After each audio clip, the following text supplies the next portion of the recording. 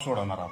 हे बघा, हे आहे भागाकारी यंत्र। आपल्याला काय करायचंय, ज्या संख्येने भाग द्यायचा आहे, कितीने भाग द्यायचा आपल्याला, 4ने, तर आपण ही पट्टी 4वर लावायची।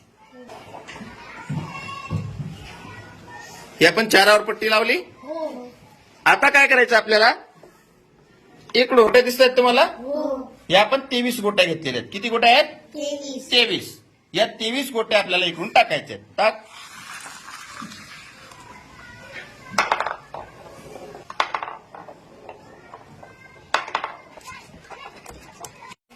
आपण एकूण किती गोट्या टाकल्या, 23, बरोबर।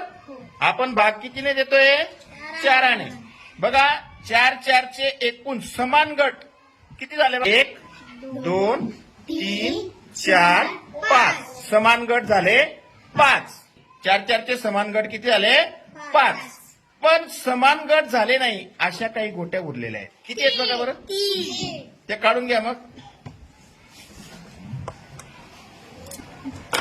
आता हे जे उरलेले 3 आहेत, याला काय म्हणतो आपण, आपल्याला भाग कितीला द्यायचा होता, 23ला। कितीने भाग द्यायचा होता, 4ने। तर म्हणजे 23 गोट्यांचे